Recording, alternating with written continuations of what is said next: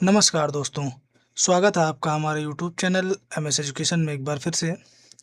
तो आज हम बताने वाले हैं आप लोग को कि आप लोग अपना नया पासपोर्ट कैसे अप्लाई कर सकते हैं 2026 में। स्टेप बाय स्टेप सारी डिटेल इस वीडियो में हम बताने वाले हैं। तो वीडियो अगर आपको पसंद आए तो लाइक, कमेंट एंड सब्सक्राइब ज़रूर कर दीजिएगा और अपने दोस्तों में भी शेयर कर दीजिएगा। तो बढ़ते हैं अपनी वीडियो की तरफ। उसके लिए आप लोग को अपना एक ब्राउज़र ओपन कर लेना होगा, जैसे मैंने ओपन कर लिया है। यहाँ पर आप लोग को टाइप करना होगा पासपोर्ट सेवा। यहाँ पे ही आप लोग को सिर्फ टाइप करना, आपका जो भी ब्राउज़र ओपन कर लेंगे पासपोर्ट सेवा टाइप करेंगे। उसके बाद फिर आप लोग को पासपोर्ट सेवा टाइप करने के बाद नीचे देखिए पासपोर्ट सेवा दिखा रहा था, एंटर कर देंगे। पासपोर्ट सेवा यही आपकी ऑफिशियल साइट है जहाँ से आप लोग को पासपोर्ट अप्लाई करना है, उस पर क्लिक कर देंगे। फिर यहाँ पे आ जाएंगे, इसको कट कर देना है आपको। कट कर देने के बाद यहाँ से आप लोग को इंस्ट्रक्शन वगैरह सब दिखाई देंगे, देख सकते हैं। यहाँ से ऊपर आप लोग को जो लॉगिन रजिस्टर वाला ऑप्शन दिख रहा है वहाँ से अप्लाई करना है। यहाँ पे देखिए अप्लाई फॉर पासवर्ड के लिए दिया हुआ है और सब डिटेल यहाँ पे ट्रैक पासपोर्ट एप्लीकेशन वगैरह सब दी गई हुई, रजिस्ट्रेशन फीडबैक वगैरह ये सब आप लोग को यहाँ से देख लेना है। अप्लाई करने के लिए ऊपर आप लोग को लॉगिन पर करना होगा। लॉगिन वाले सेक्शन पर जैसे ही आप क्लिक करेंगे उसके बाद फिर आप लोग को लॉगिन रजिस्टर पर जाएंगे, आप लोग को ऐसा एक इंटरफेस दिखाई देगा। यहाँ पर जो लोग पहले से बना चुके हैं उन लोग को लॉगिन करना होगा, और जो लोग रजिस्टर्ड नहीं हुए हैं तो उससे पहले आप लोग को यहाँ से यूज़र रजिस्ट्रेशन करना होगा। यूज़र रजिस्ट्रेशन करने के लिए देख सकते हैं यहाँ पे दिखा रहा है आप लोग को। यहाँ पे आप लोग को अपना जो भी पासपोर्ट ऑफिस है वो आपको सेलेक्ट कर लेना है। पासपोर्ट ऑफिस वाला ऑप्शन देगा दो, एक सीपीवी दिल्ली और एक देगा पासपोर्ट ऑफिस। इस पर आप लोग को क्लिक कर देना है। नीचे आएंगे, यहाँ से अपने अकॉर्डिंग जो पासपोर्ट है आपका जहाँ का भी लगता है ऑफिस वो आपको सेलेक्ट कर लेना है। मैं अपने अकॉर्डिंग अपना सेलेक्ट कर लूँगा, आपका जो भी पड़ता हो यहाँ से आप लखनऊ, मुंबई, नागपुर जहाँ के आप वहाँ से उसको सेलेक्ट कर लेंगे। उसके बाद फिर यहाँ पे आपको फुल नेम आपको अपना डालना है, ईमेल आईडी डालनी है। फिर नीचे पूछ रहा है do you want to your login ID, मतलब ये जो आपकी ईमेल आईडी है यही आपकी लॉगिन आईडी बने। तो अगर आप यस कर देंगे तो आपकी ईमेल आईडी ही आपकी लॉगिन आईडी होगी। आप लोग को यहाँ से देख लेना है। मैं ऊपर आप लोग को फिलअप करके दिखा देता हूँ। यहाँ पर आपको अपना फुल नेम पूरा नाम डालना होगा। मैं यहाँ पे डाल देता हूँ अपना पूरा नाम। कुछ इस तरीके से आप लोग को अपना पूरा नाम डाल देना होगा। उसके बाद फिर आपको यहाँ से अपनी ईमेल आईडी फिलअप करनी है। ईमेल आईडी आपको यहाँ से अपनी डाल देनी है, कुछ इस तरीके से आप लोग को डाल देना है। ईमेल आईडी डालने के बाद आपको यहाँ पर यस कर देना है। यस कर देंगे, ईमेल आईडी देख लेंगे, आपकी लॉगिन आईडी ही मतलब ईमेल आईडी ही लॉगिन आईडी हो जाएगी। अब आपको यहाँ से पासवर्ड बना लेना है। पासवर्ड के इंस्ट्रक्शन कुछ दिए होंगे, आप लोग यहाँ से देख सकते हैं।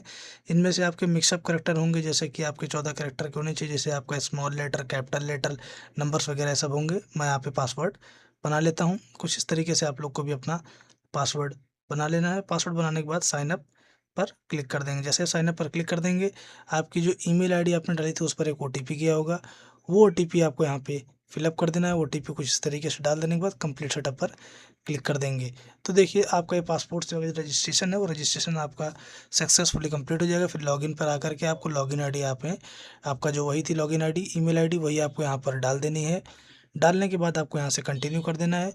कंटिन्यू कर देंगे, आपका लॉगिन हो जाएगा। फिर यहाँ से आगे पूछेगा पासवर्ड के लिए, जो आपने वहाँ पे पासवर्ड बना रखा था वही पासवर्ड आपको यहाँ फिलअप करके साइन अप कर लेना है। साइन अप कर लेना है। उसको साइन अप कर लेने के बाद कुछ इस तरीके का इंटरफेस आपको दिखाई देगा। यहाँ पर आप लोगों को सबसे पहला वाला ही ऑप्शन सेलेक्ट कर लेना है। उसके बाद फिर आपको स्किप फॉर न्यू पे क्लिक करके उसके पासपोर्ट ऑफिस आपको लखनऊ था वही आपने सेलेक्ट किया था वही रहेगा।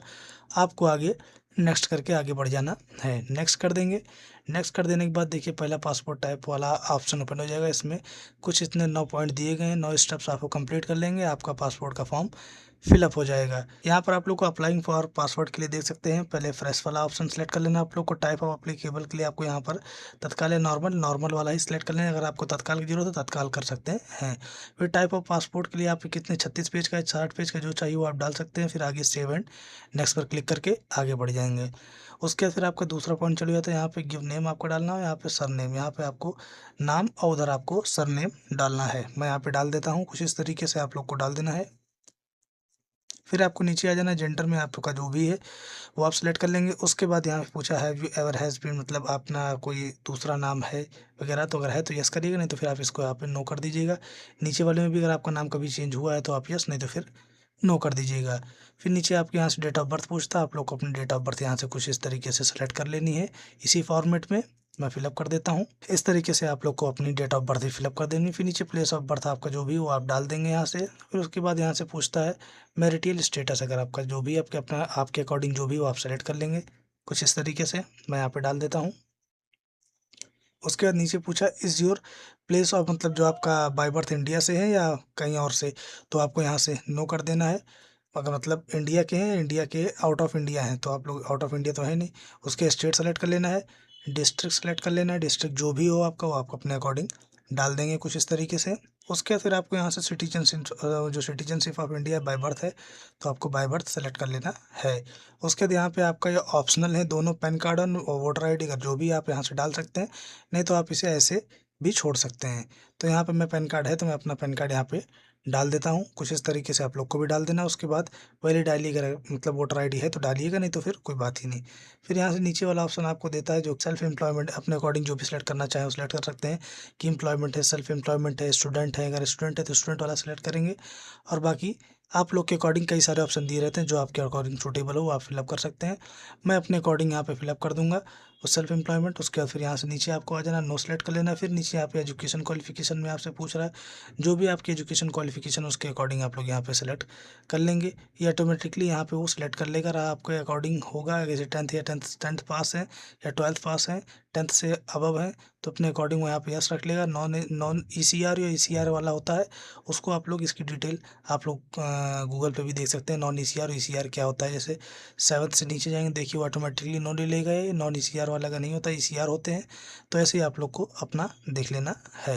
अब नीचे आ जाना, यहाँ पूछेगा विजिबल डिसेबल, मतलब जो आपकी बॉडी पे अगर कोई मार्क वगैरह है चिन्ह तो आप डाल सकते हैं, नहीं तो फिर कोई बात नहीं। फिर यहाँ पे आपको अपना आधार नंबर डालना। आधार नंबर मैं यहाँ पे कुछ इस तरीके से डाल देता हूँ।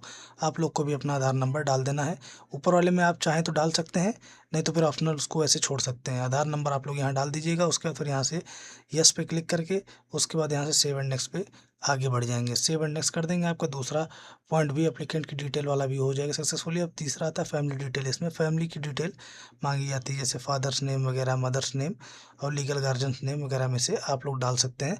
इसमें फादर्स नेम मदर्स नेम दो वगैरह आपको डालने कंपलसरी। लास्ट वाला अगर आपका लीगल गार्डन नेम गिवन अगर है कोई, इफ़ अप्लीकेबल अगर है तो डालिएगा, नहीं तो नहीं। मैं यहाँ से फिलअप कर देता हूँ कुछ इस तरीके से। आप लोग को डिटेल फिलअप करके सेव एंड नेक्स्ट पे क्लिक कर देना है। आगे बढ़ जाएंगे, आपका तीसरा भी हो जाएगा। अब यहाँ पे आपको पूछता है एड्रेस डिटेल, आपकी एड्रेस डिटेल मांगता है।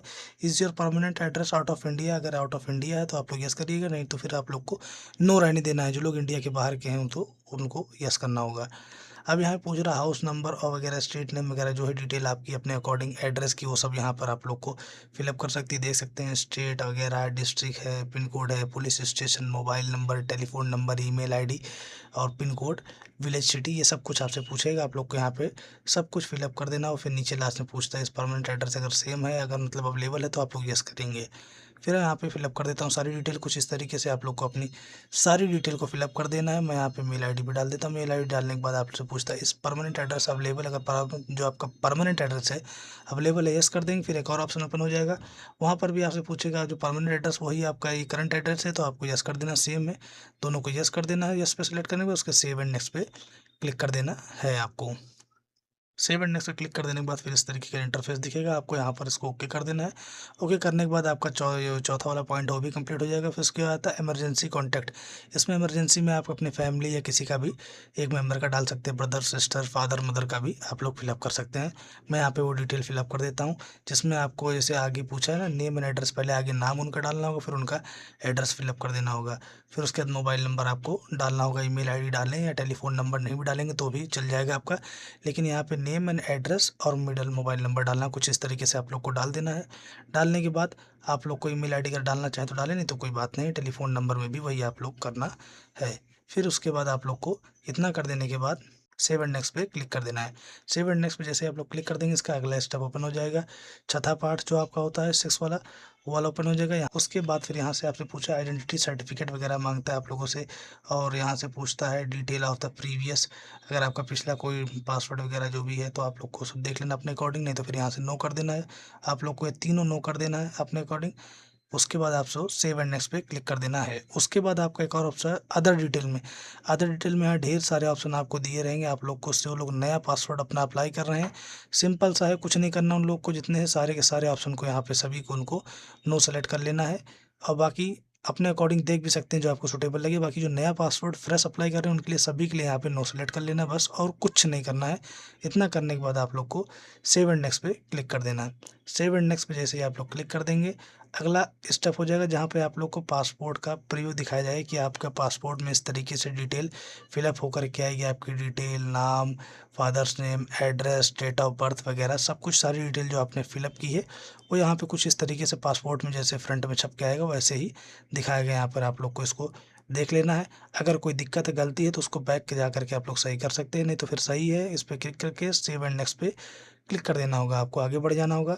अब यहाँ से आगे बढ़ जाने के बाद यहाँ से पूछता है आपको प्रूफ ऑफ बर्थ का, यानी डेट में आप जो डेट ऑफ बर्थ है उसका प्रूफ मांगता है। कोई भी आप लगा सकते हैं, बर्थ सर्टिफिकेट वगैरह, ड्राइविंग लाइसेंस से हो गया है, या इलेक्ट्रिकल फोटो, मतलब कहने का मतलब वोटर आईडी वगैरह है आपका, या परमानेंट अकाउंट नंबर यानी पैन नंबर है।